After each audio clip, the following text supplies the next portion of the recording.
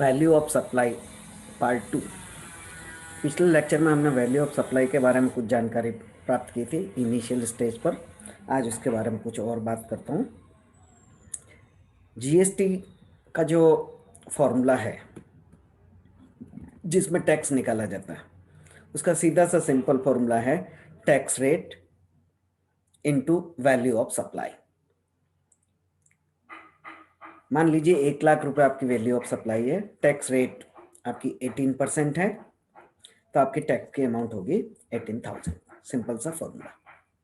लेकिन इस सिंपल से फॉर्मूले में जो सबसे महत्वपूर्ण बात यह है कि किस प्राइस पर, किस अमाउंट पर टैक्स रेट अप्लाई की जाए, जिसको हम वैल्यू ऑफ सप्लाई के नाम से पुकारें। तो इसका कैलकुलेशन करने के लिए एक्ट में, रूल्स में नियम बनाए हुए हैं।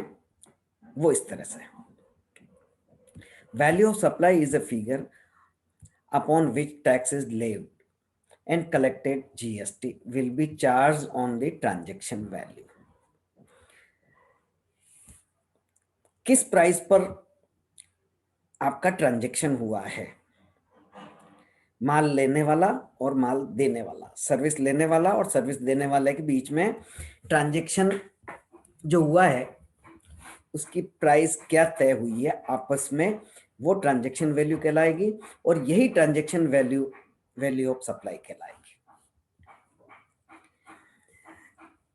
इस ट्रांजैक्शन वैल्यू में the transaction value is the price actually paid or payable for the supply of goods and services between unrelated parties when price is sole consideration।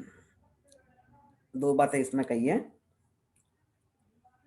Transaction value के आधार पर टैक्स रेट मल्टीप्लाई करेंगे और tax की amount निकालेंगे, लेकिन इसमें condition क्या लगाई है, transaction value is the price actually paid और पेबल। ट्रांजैक्शन वैल्यू क्या है, ऐसा प्राइस जो वास्तव में चुकाया गया है या चुकाया जाने वाला है माल का और सर्विस का, बिटवीन अनरिलेटेड पार्टीज, खरीदार और बेचने वाला, माल का सप्लायर और माल का प्राप्तकर्ता, दोनों अनरिलेटेड होने चाहिए।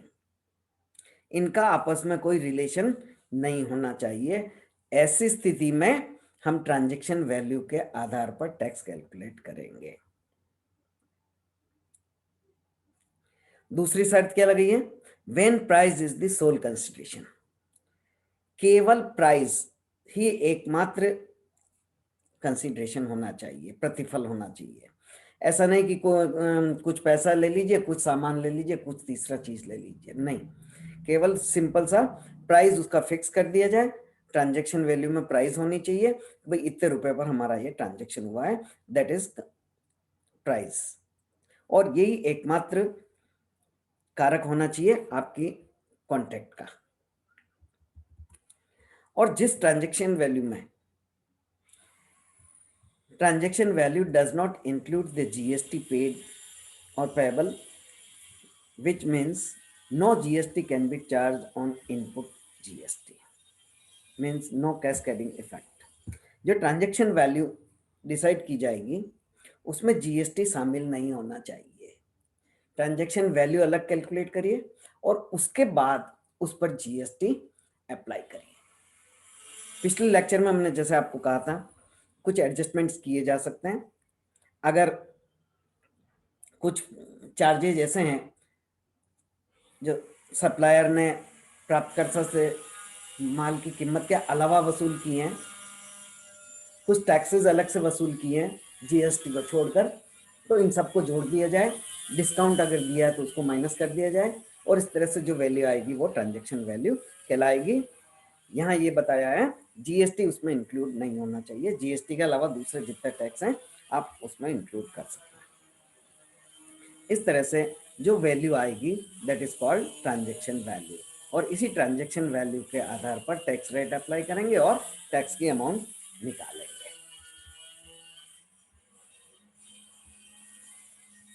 Value is the price prevalent when a transaction takes place under the controlled condition. These conditions are clear. यही बात जो अभी कही है वो ये हम बताइए कि ये निम्न कंडीशंस अगर फुलफिल होती है, पूरी होती है, तो ट्रांजैक्शन वैल्यू के आधार पर टैक्स कैलकुलेट किया जाएगा। वो कंट्रोल्ड कंडीशन क्या है, जो इसकी कंडीशन है वो इस तरह से है। 1, हैविंग ए प्राइस, जो ट्रांजैक्शन आप कर रहे हैं प्राप्तकर्ता और पूर्तिकर्ता दोनों के मध्य, उसका कोई कीमत होनी चाहिए। जो सामान आप दे रहे हैं, जो सर्विस आप दे रहे हैं, सामान जो प्राप्त कर रहे हैं, जो सर्विस आप प्राप्त कर रहे हैं, उसकी कोई प्राइस होनी चाहिए, चाहे वो अभी पे की हो, एडवांस पे की हो, या पेबल किए जाने वाला हो, देने वाला हो। Second, between persons not related, लेने वाला और देने वाला, रिसेप्शनिस्ट एंड सप्लायर आपस में रिलेटेड पर्सन नहीं होने चाहिए।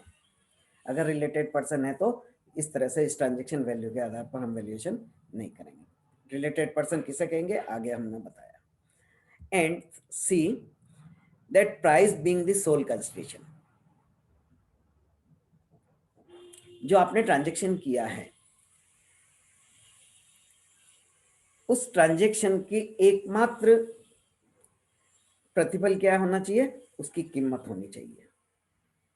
ऐसा नहीं हो सकता कि आप से हम ये से माल के 1,00,000 रुपए ले रहे हैं और 2 महीने आप हमारे यहाँ पर आपके लेबर से काम करवा देंगे, तो ये एकमात्र प्रतिफल नहीं हुआ। एकमात्र प्रतिफल क्या होगा, आपने जो फिक्स अमाउंट तय की है वही होगी, उसके अलावा इफ बट्स कुछ भी नहीं होंगे। तो ये तीनों कंडीशन अगर लागू होती है, having a price, transaction between persons not related and pricing being sole consideration, ये तीनों कंडीशन लागू होती है, तो फिर हम ट्रांजैक्शन वैल्यू के आधार पर टैक्स का कैलकुलेशन कर सकते हैं। Where the transaction value of supply in goods, services or both cannot be determined under the same shall be determined as per the other rules.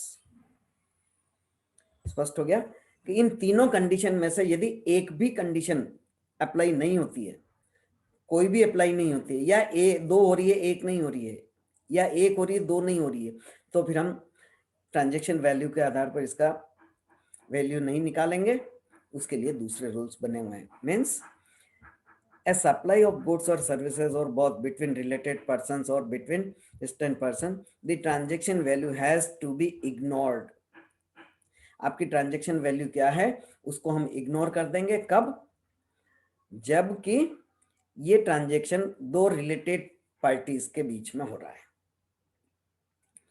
Transaction value ignore करेंगे और valuation किस दूसरे rules के आधार पर करेंगे। ये लिखा है valuation as per rule 2 of valuation rules has to be considered. दूसरे वैल्यूएशन रूल्स के आधार पर इसकी वैल्यू ऑफ सप्लाई निकालेंगे। ऐसा कब होगा, जब ये ए बी सी इन तीन कंडीशन में से कोई भी या एक भी फुलफिल नहीं होती। अब आपके सामने बात आती है रिलेटेड पर्सन्स कौन से होंगे, कौन किन किन व्यक्तियों के बीच अगर ट्रांजैक्शन होता है तो वो रिलेटेड पार्टीज कहलाएगी। उसको एक्ट में इस तरह से बताया है। Related person, explanation of section 15 of GST act provides, number 1, person shall be determined to be related person. Related person कब माना जाएगा, जब ये निम्न में से कोई भी व्यक्ति इस डेफिनेशन में आ रहा है। पहला, सच पर्सन आर ऑफिसर और director of one another business. ऐसा कोई व्यक्ति जो एक दूसरे के बिजनेस में डायरेक्टर या कोई ऑफिसर हो। माल जो सप्लाई करने वाला है, यदि वह प्राप्तकर्ता के बिजनेस में डायरेक्टर या ऑफिसर है तो रिलेटेड माना जाएगा। या प्राप्तकर्ता इसके यहाँ पर हो, आपस में एक दूसरे के यहाँ इस तरह की सेवाएं दे रहे हैं तो रिलेटेड माना जाएगा। दूसरा बताया, such persons are legally recognised partner, एक दूसरे के बिजनेस में पार्टनर हों। Such persons are employ employer, एक दूसरे के कर्मचारी हों। एक व्यक्ति मालिक हो, एक दूसरा उसका कर्मचारी हो, तो रिलेटेड पर्सन माने जाएंगे। इसी तरह से any person directly or indirectly own, control or hold 25% or more of the outgoing voting stock or shares or both, ऐसा व्यक्ति रिलेटेड माना जाएगा जो डायरेक्टली या इनडायरेक्टली किसी भी तरह से उस दूसरी कंपनी में, दूसरी संस्था में 25% कंट्रोलिंग पावर रखता हो। 25% एंड मोर, 25% या उससे ज़्यादा का वोटिंग राइट्स हो, उसके पास कंट्रोलिंग पावर हो, तो ये माना जाएगा कि वो उसका रिलेटेड पर्सन है। इसी तरह से वन ऑफ देम डायरेक्टली और इनडायरेक्टली कंट्रोल्स द अदर, प्राप्तकर्ता और सप्लायर डायरेक्टली या इनडायरेक्टली एक दूसरे को किसी तरीके से अगर कंट्रोल कर रहे हैं तो फिर वो रिलेटेड पर्सन माने जाएंगे। या दोनों, both of them are directly और indirectly controlled by a third person, कोई तीसरे व्यक्ति के द्वारा ये दोनों कंट्रोल किए गए हों तो भी वो रिलेटेड पर्सन माना जाएगा। जैसे ए सप्लायर है, बी प्राप्त करता है और सी एक ऐसा पर्सन है जो इन दोनों को कंट्रोल करता है, तो फिर वो आपस में ए और बी भी कंट्रोल्ड पर्सन, रिलेटेड पर्सन माने जाएंगे। टुगेदर दे डायरेक्टली और इनडायरेक्टली कंट्रोल ए थर्ड पर्सन, जिस तरह से ये दूसरों से कंट्रोल थे उसी तरह से ये दोनों मिलकर किसी तीसरे को कंट्रोल करते हो तो भी रिलेटेड माने जाएंगे।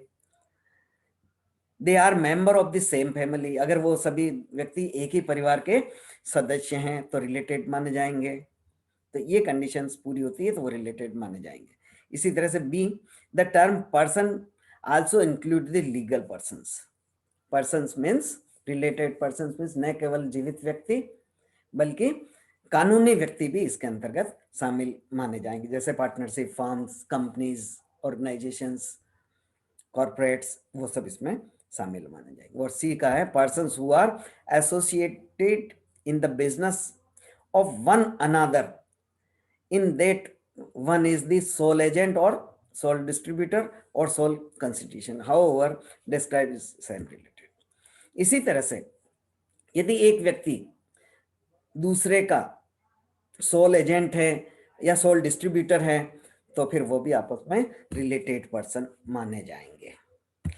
तो इस तरह से जो व्यक्ति आपस में रिलेटेड पर्सन है वो कोई ट्रांजैक्शन करते हैं और उस ट्रांजैक्शन पर जीएसटी की गणना करने की जरूरत हो तो फिर ट्रांजैक्शन वैल्यू को आधार नहीं बनाएंगे, वो वैल्यू ऑफ सप्लाई नहीं होगी, नए अलग से दूसरे जो रूल्स हैं उसके आधार पर उसकी वैल्यू निकाली जाएगी और उस पर टैक्स का कैलकुलेशन किया जाएगा। नेक्स्ट टर्म पर हम बात करेंगे कि यदि वो व्यक्ति, प्राप्तकर्ता और सप्लायर रिलेटेड पर्सन हैं तो जीएसटी के लिए वैल्यू ऑफ सप्लाई क्या होगी, कैसे निकालेंगे, उस पर बात करेंगे। Thank you.